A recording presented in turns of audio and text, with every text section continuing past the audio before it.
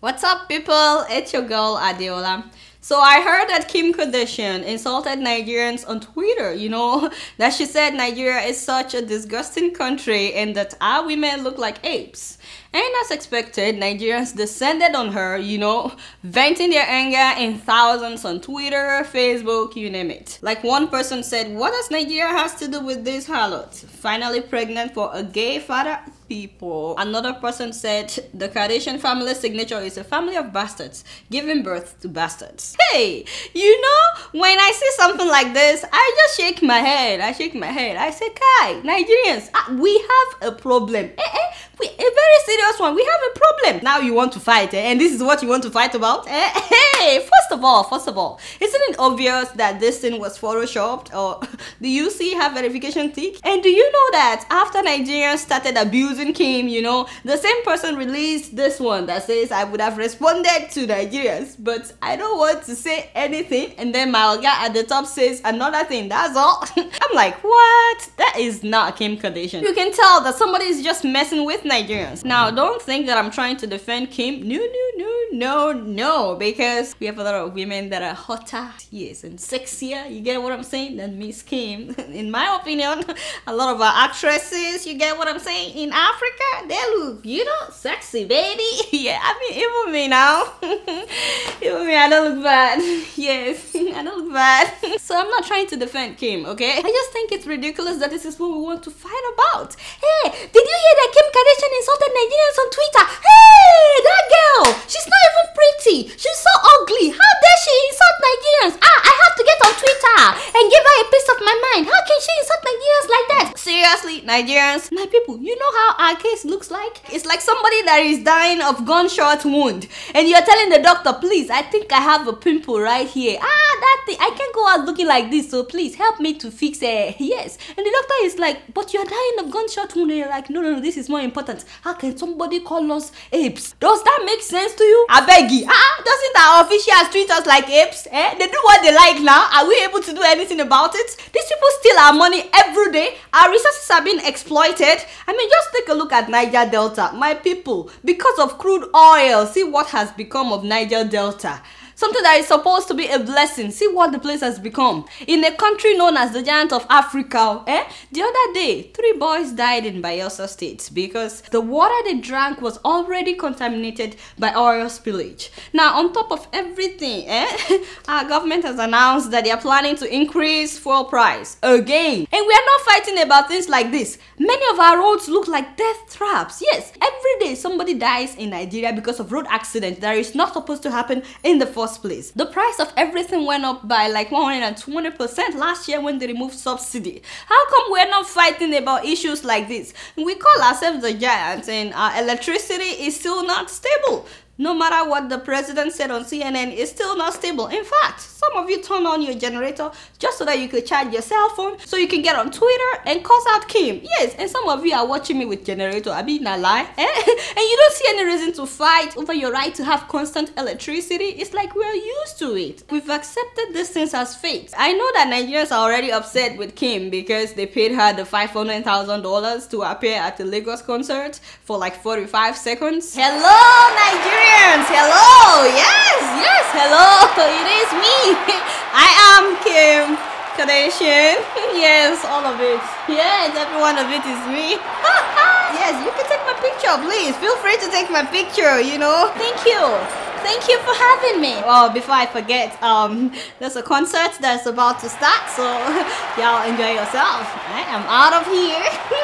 Yeah, we paid her $500,000 for that. Yeah, that's wrong. But why don't we go after the people that paid her? Colin, do you know that we also fought with Kenyans on Twitter?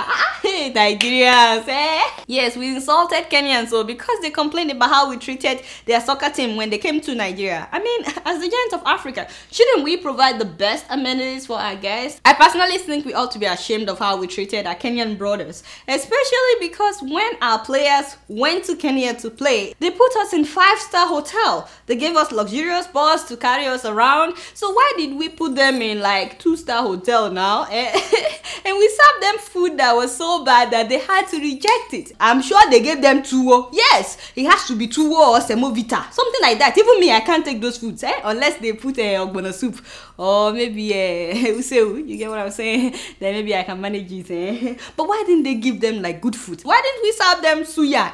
Why can't we serve them pounded yam or jollof rice, fried rice, all these fine foods? You can't tell me there's no good food in Nigeria, please. And then on top of that, we had them training at Adeola State Primary School in Oshodi. I said, which one be Adeola State Primary School now?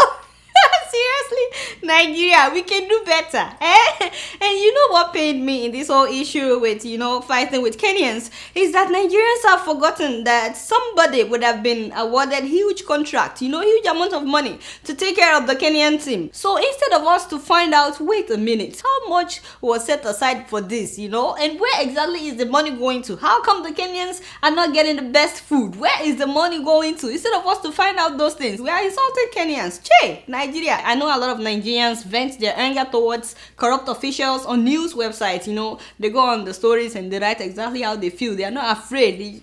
They insult those politicians, even on Facebook and other social media platforms. But we need to understand that Nigerian officials, many of them, they don't care what people say on the internet. No, they don't. Because it's very obvious that many of them don't use the internet. I mean, that's a case study right there. That is a case study right there. These people don't use the internet. Many of them, they don't. So they could care less what anybody says on the internet. So if really we want to see changes in Nigeria, our battle should not be limited to the internet. The internet is supposed to mobilize people to organize protests against injustices in the country. I mean, if Ghanaians sat down and just, express themselves on social media when they had bad government, do you know that the transformation that they have right now wouldn't have happened? So we can keep talking on the internet, but so long as these politicians, these officials, so long as they know that nothing will happen, they would continue to do what they want until we say enough is enough. That reminds me of this Nigerians in Senegal. They got so tired of everything and they were like, enough is enough. So they did a little something. But before I tell you about what they did, if you're a Nigerian living abroad, you know that a lot of Nigerian embassies are not always professional. No offense, but Kai, you call these people, you call, nobody picks up the phone, and you're like, what is going on, man? And then if you try to leave a voice message, it tells you, oh, the box is full. So you can't leave a voice message. They're not picking up. And if you're lucky that somebody picks up your phone, sometimes they will just insult you. You'll be like, why did I even bother calling these people? They tell you the thing can be done on the website. Why are you calling? And then you go on the internet trying to do what you need to do, and you're like, this website is so inadequate. There's not enough information. I can't get anything done on this website. So you have to go there physically. In fact, I remember a friend of mine that was trying to renew her international passport, and she got to the Nigerian embassy and waited so in line for hours, before the madam in charge of the passport arrived, even though they told her the madam will arrive like some hours ago. So anyway, they told her that she needed to print some things, and they had 3 computers set aside for whoever needs to print something. The only problem is all the computers were broken. None of the 3 computers worked, and then the printer was not working either. So she had to go out looking for a print shop before she could print the stuff that she needed to print. And after all the wahala, she came back and they told her, by the way, the machine that we use to print out the passport is broken. Yes, very, very sad. So you have to look for another Nigerian embassy, sorry, My friend called me. She was like, Adeola, my head is spinning right now. It's spinning. What should I do? I said, calm down, just take a deep breath. Now walk out of that place very peacefully. And that was what she did. Meanwhile, we see how other embassies treat their own citizens, with respect and courtesy. The embassy is always open to the citizens. They go there, they organize events for them. They can use their halls for events. You get what I'm saying? They meet their ambassadors, their officials. They're very open to their citizens. So these Nigerians in Senegal, they got tired of being treated like trash, by their embassy. Especially because one of them died and the embassy refused to help them secure the dead body of the deceased. So they paid a visit to the Nigerian embassy in Senegal.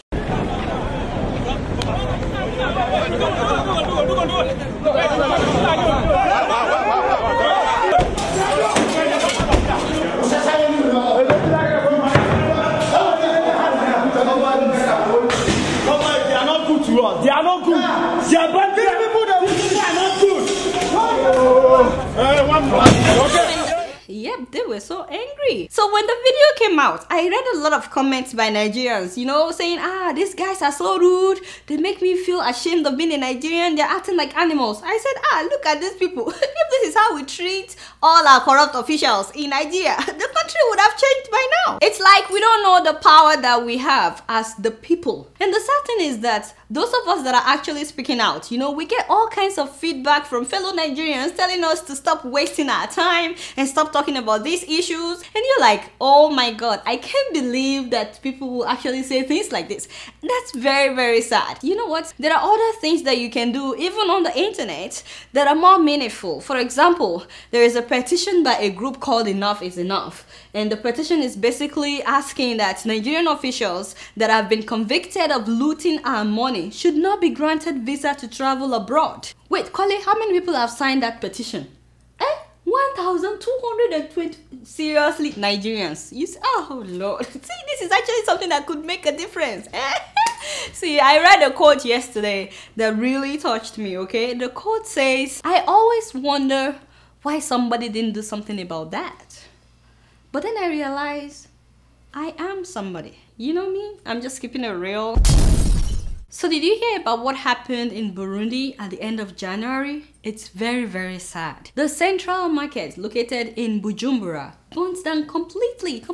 I'm talking about the epicenter of the nation's economy, you know, that provides goods to the entire country, as well as neighboring Congo and Rwanda. Yes, that's how big the market was. In fact, the food products, manufactured goods, beverages, clothing, construction materials, the equipment sold at this market generated about $4 million per day. 4 million, just imagine. I'm talking about thousands of businesses getting burnt down in one day. And as soon as the fire started, you know, everyone was just running for their lives, you know, trying to make it out alive. Unfortunately, one woman decided to go back after her 5 million Burundi franc. That's about 312,000 US dollars, you know, that she kept in her store. She had already left the premises, you know, running for her life, and then she remembered, oh my God, I have 5 million franc, you know. So she decided to go after the money with a baby strapped to her back. Unfortunately, she and the baby did not make it out alive. My sincere condolence to the family of the woman. May her soul rest in peace. So my people, when are we going to learn? You know, several markets are getting burnt down in Africa.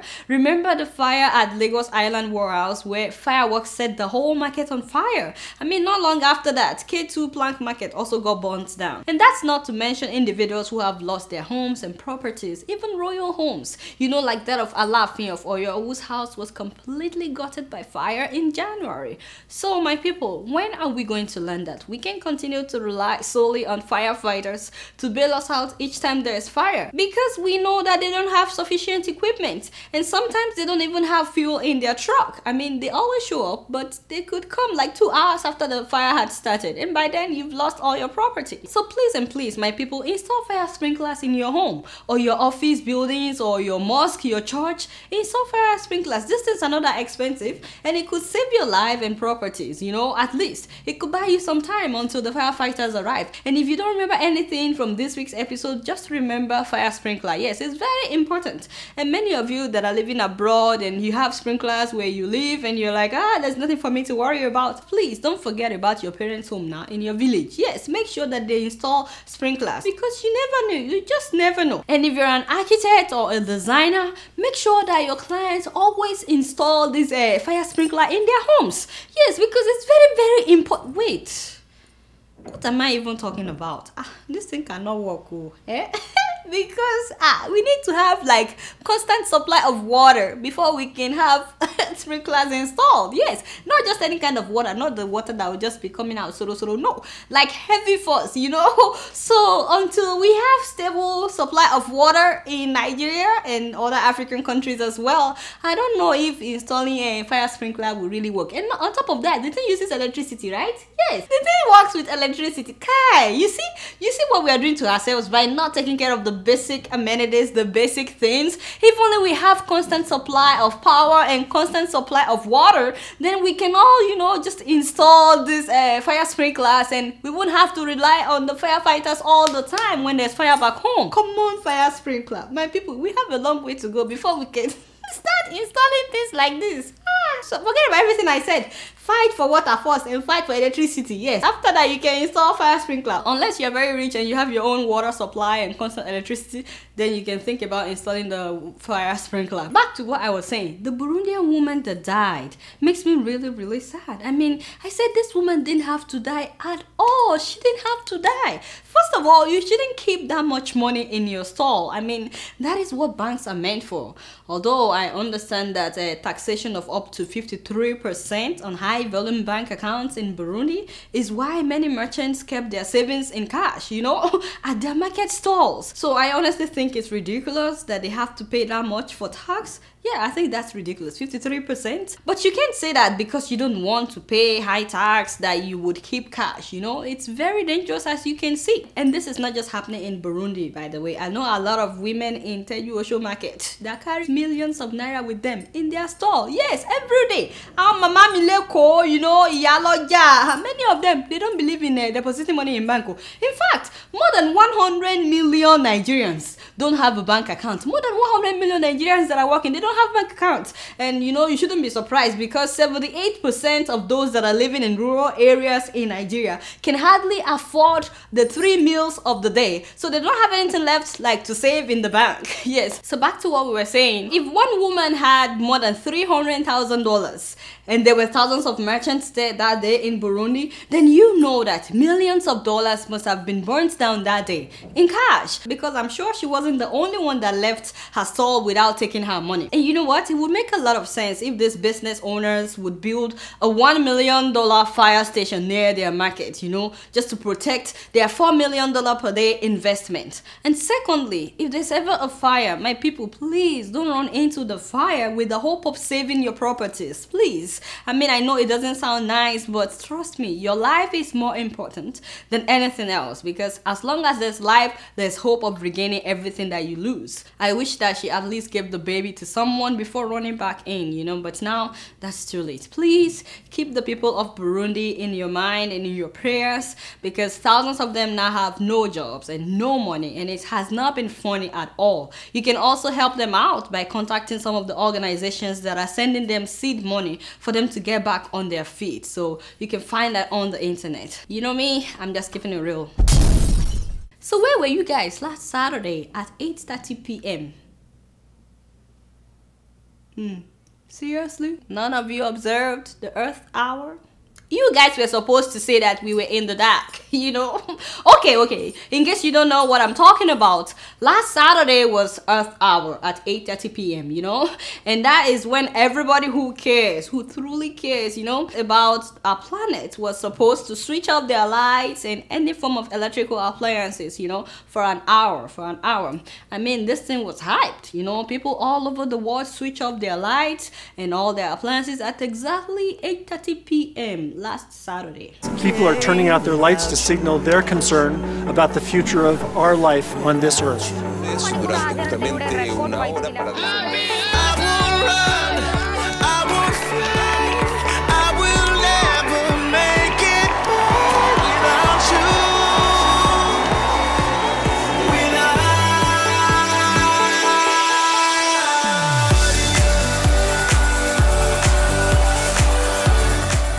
You see what I'm saying? You know, I think it's a great idea, you know, to get people to be more aware and more concerned about the ways that we can save our planet, you know. Very excellent idea, yes. But the only problem is that I have a problem with the whole Earth Hour thing, okay? Because, you know, my African mind just cannot process that, you know, because I think it's ridiculous to turn off the electricity for an hour and then say, yes, I just observed Earth Hour.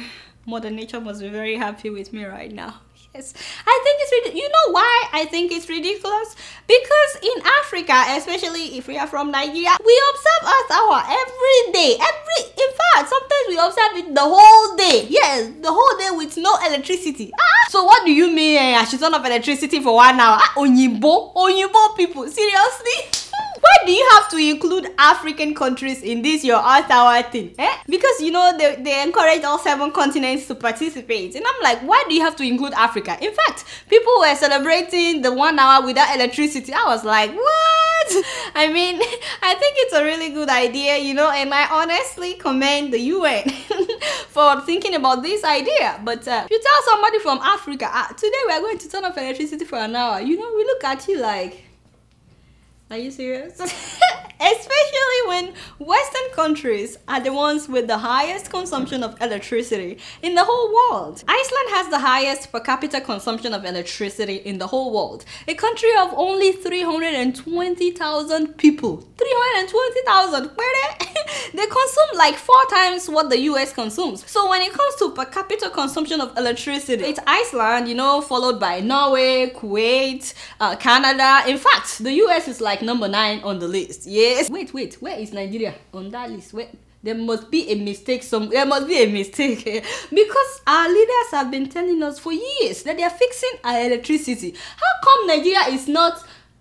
They are still working on it. They are still working on it. Yes, they are still working on it. Very soon, I can assure you, Nigeria will be number 1 on that list very soon. By the way, this is the map that shows you electricity consumption per capita. You know, those red places are the countries that are really enjoying power. And as you can see, yes, Africa is very light indeed. Yes, that is why we can't be observing another extra hour, you know, without power, my people. By the way, I called my friend in Zimbabwe, you know, just to know if she observed the Earth hour, you know. She said, Adeola, what are you talking about? Like, seriously, what are you talking about? Even if I want to observe the Earth hour here in Zimbabwe, do you know that the electricity company here is our own Oga at the top? She told me that they turn the light on and off however they want. Actually, if she wanted to observe the Earth hour thing, she could not, because at that time, at that particular 8:30 p.m. last Saturday, they didn't have power. I said to my friend, I said, hey, you are in Zimbabwe, you are saying my Oga at the top. If the real Oga, hey, if they catch you, yo, no. But really, I feel bad for my people in Zimbabwe because the power generation capacity in Zimbabwe is way too small to meet demand from the industries and the private households in Zimbabwe, which is why they import electricity, you know, from surrounding countries in order to ease the situation. So load shedding in Zimbabwe is used on a routine basis. But even with that, some rural areas in Zimbabwe don't have electricity over a long period. So it's very sad. But there's something very important that I like to point out. The reason that Iceland and Norway consume the highest per capita electricity in the world, do you know that it's because both of these countries get all their power supplies from renewable energy sources? Do you know that? A small island nation, ringed with volcanoes and perched just below the Arctic Circle, has emerged as a world leader in renewable energy. By tapping into their bounty of fire and water, the people of Iceland have become nearly energy independent. After providing hot water and space heating, this geothermal lifeline has enough heat left over to melt snow from the winter sidewalks as it passes under the streets. It also allows hundreds of greenhouses to grow fresh fruits and vegetables. The Icelandic government has set an ambitious long-term goal: convert all the nation's cars, and even its fishing fleet, to run on clean-burning hydrogen, produced by geothermal and hydropower. So you can see why they enjoy so much power, right? I mean, it's such a shame that we depend so much on fossil fuel in Africa when we have the sun like all year round in many African countries. So the question is, how come our leaders are not thinking about, you know, what's gonna happen after the oil finishes? Why don't we explore alternatives? I'm talking about solar power, wind energy, hydropower, biomass, and so on and so forth. And even if the government is not thinking about things like this, what stops us, you know, the people, from investing in renewable energy? Instead of buying generator and having to fill it up with fuel all the time and making so much noise and polluting the air. I know that solar panels are very expensive, yes, I know they're very expensive, but the truth is, in the long run, you save a lot of money if you just buy the solar panels. So my people, let's start thinking ahead, you know, so that very soon all of Africa will be the dark red. You get what I'm saying? Yes, on this map it will be the dark red. Yes. The next Earth hour would be March 29, 2014 at 8:30 p.m. Don't forget to turn off your power and save the Earth. You get what I'm saying? Yes, I'm just keeping it real.